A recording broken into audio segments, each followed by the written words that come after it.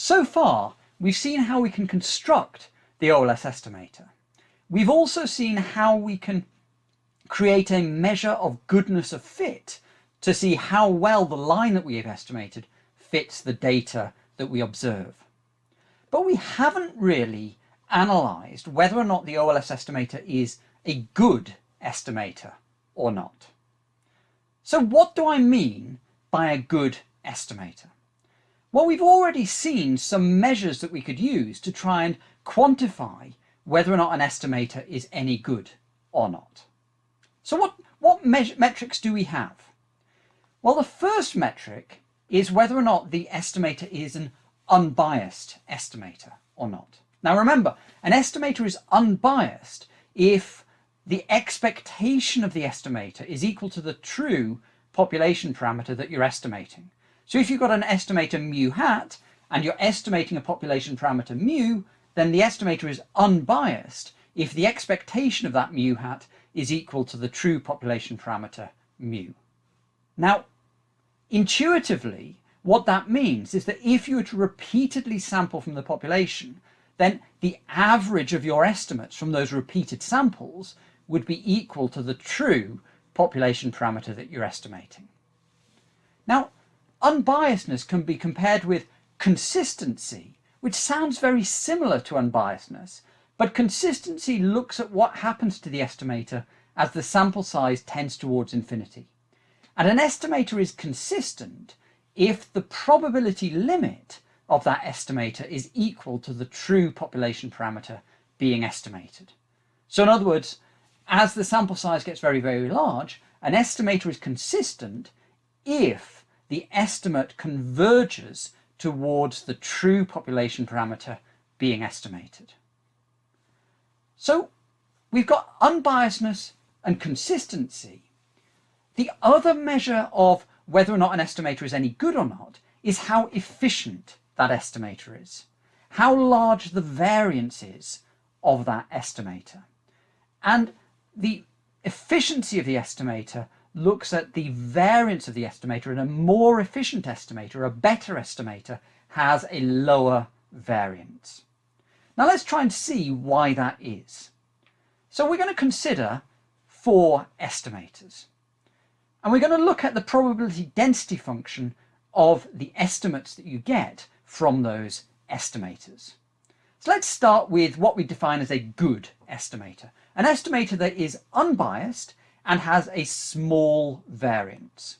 So this estimator is unbiased, so on average you get the correct value. The correct value is indicated with the dotted line here, and the variance is small, meaning that any individual estimate, any estimate from a sample, is likely to be very close to the true population parameter being estimated. Now let's compare this with a second estimator which is unbiased but has a large variance. Here our estimates are much more spread out. The average of the estimates is still the true population parameter being estimated, which here turns out to be 0, but there's a much higher probability that you end up with an estimate a long way away from the true population parameter being estimated.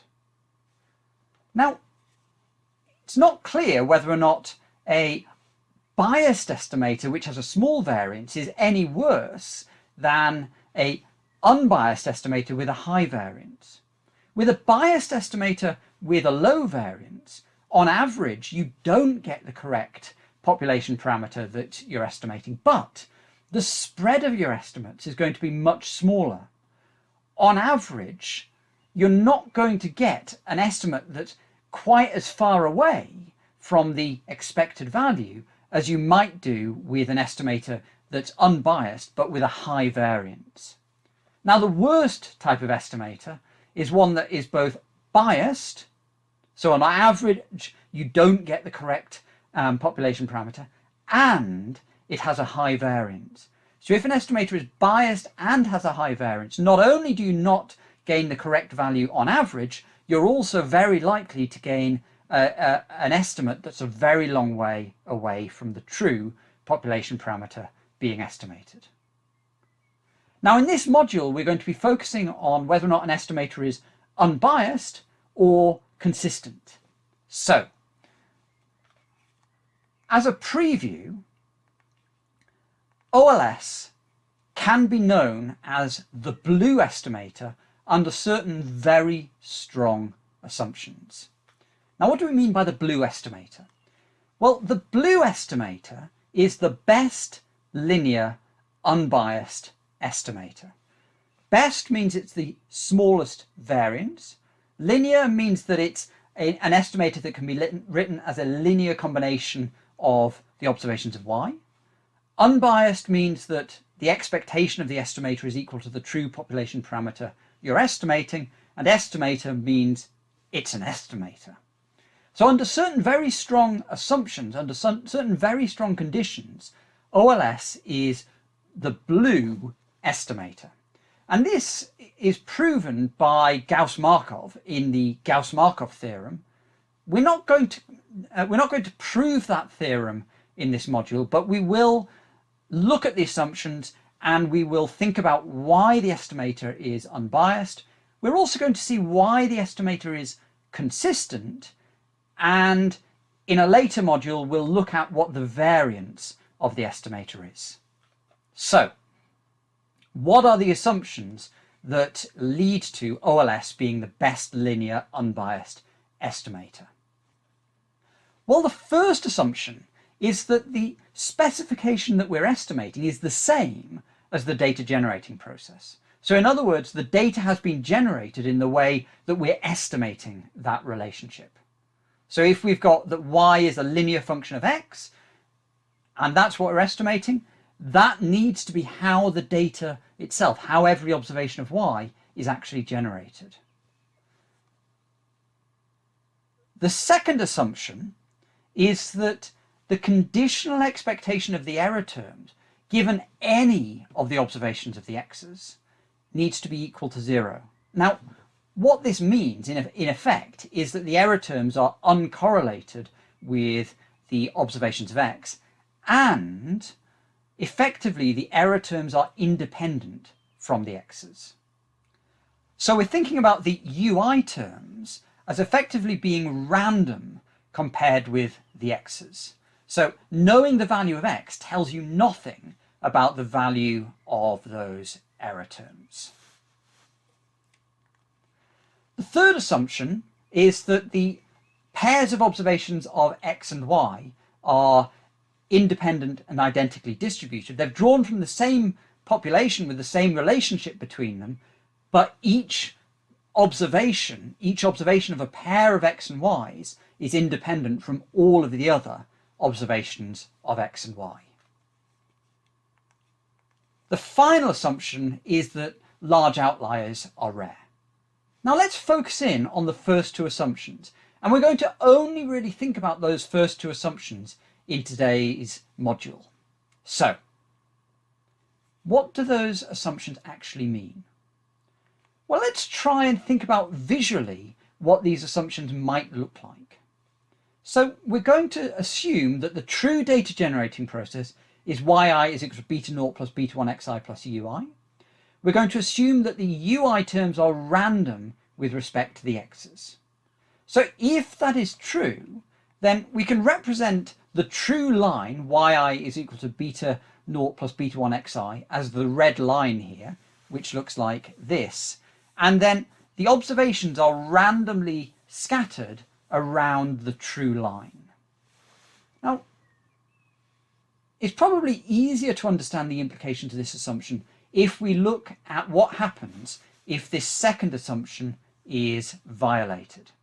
So let's suppose that instead of the error terms being randomly distributed around the line, instead, when x is less than 3, let's suppose that all of the error terms are positive. And when x is greater than 3, all of the error terms are negative. Well, what we'd end up with is we'd end up with data around the true line looking something like this. So our true line is still this red line. This is still beta 0 plus beta 1 x. But now the expected value of the error terms, if x is less than 3, all of the error terms are positive. So the expected value of the ui's is going to be greater than 0. Similarly, if the x terms are greater than 3, all of the ui terms are negative. You've got all of the observations are below the line. So here, all of the ui terms are less than 0. Here, all of the ui terms are greater than 0. So here, the error terms are not independent from the values of x.